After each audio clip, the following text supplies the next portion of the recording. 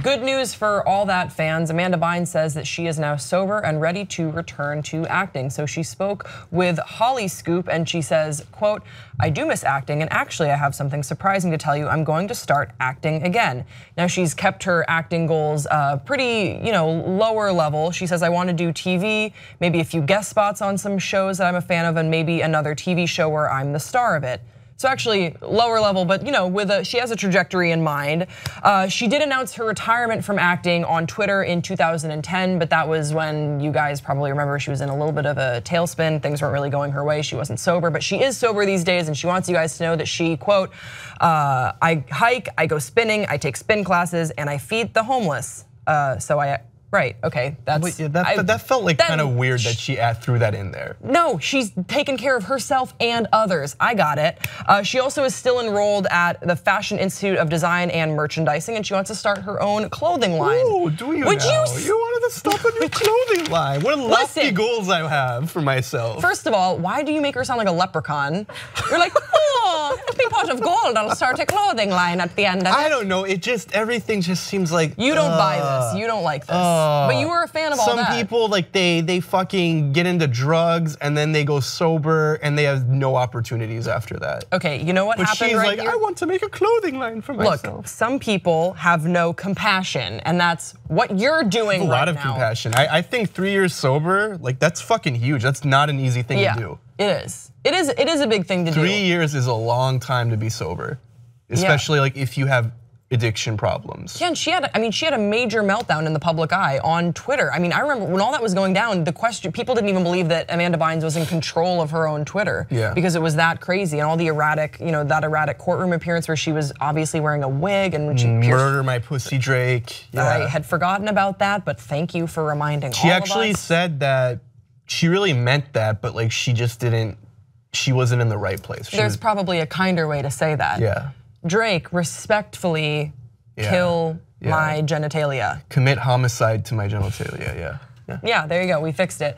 This to me speaks to a larger conversation of course, I wish Amanda Bynes well. I really do, I think that she sounds and looks a lot healthier. That said, I think that comebacks in Hollywood, especially for female child stars, it's almost an impossible feat that I don't think, aside from Drew Barrymore, I can really think of a very successful comeback, because I think that the public and the industry is a lot harsher when that pristine, golden child image, especially for female stars, is tainted a little bit. Look what happened with Lindsay Lohan. Yeah. And I'm not saying that, I think that there is a certain level of accountability as well, because I don't think that Lindsay Lohan or who are like other like child stars? I think like Jodie Sweetin from Corey Haim. Well, he's a male star. Yeah. I mean, I think that girls specifically have a tougher time of it, because once we're less forgiving of females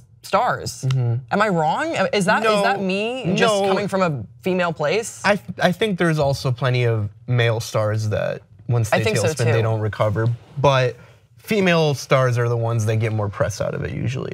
Yeah, I think that we like seeing a meltdown. It kind of reminds me of it taps into the same spirit of hagsploitation, which if you guys don't know about, hagsploitation was a genre of films in like the 1950s and 60s where they would have aging Hollywood stars star in like really awful B-list horror movies. And they'd be crazy, right? And they would look crazy, and it would sort of be this weird, grotesque voyeur experience, because you're watching Joan Crawford, who used to be this beautiful silver screen star, look, sort of hag-ish. I mean, that's how it got its name.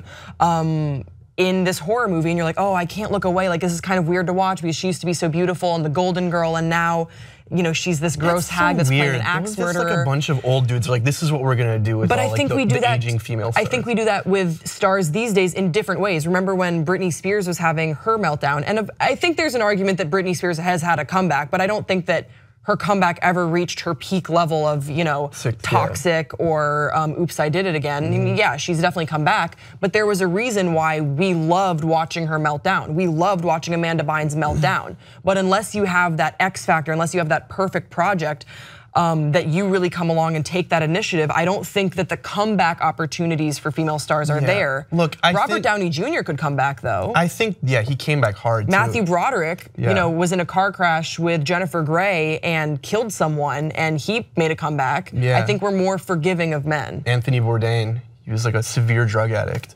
Oh, was he an actor?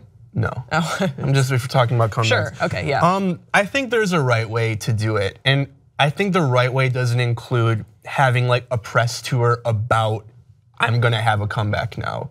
Like, I think she should have just done it, like low key under the scenes, and then like have her work speak for herself.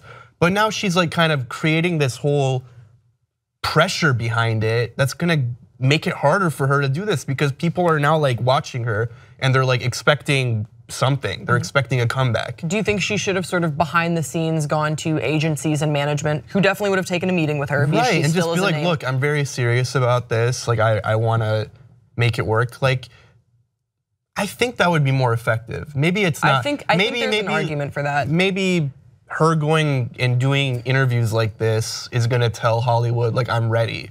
But I just think it's gonna put more pressure on her. Well, it inserts yourself to be, honestly, fodder for pop culture news discussions. Where wouldn't you? I agree with you. Wouldn't you rather your work speak for itself? It sort of was the same conversation that we had when Lindsay Lohan did the Oprah special, which was about her comeback, but the comeback never happened. We just talked about it the whole time, and I'm worried that that's the sort of trope that Amanda Bynes could fall into. Hillary Duff.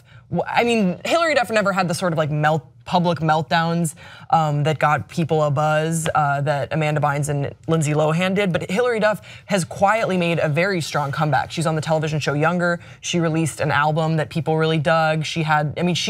I think that that's a good way of letting your work speak for itself. And I hope that that's something we can see Amanda transition into. But we want to hear from you guys in the comment section below. What do you think about comebacks from child stars that sort of burnt out? Do you think it's possible? What are some examples? Don't forget to subscribe to this channel, and we will see you next time on Pop Trigger.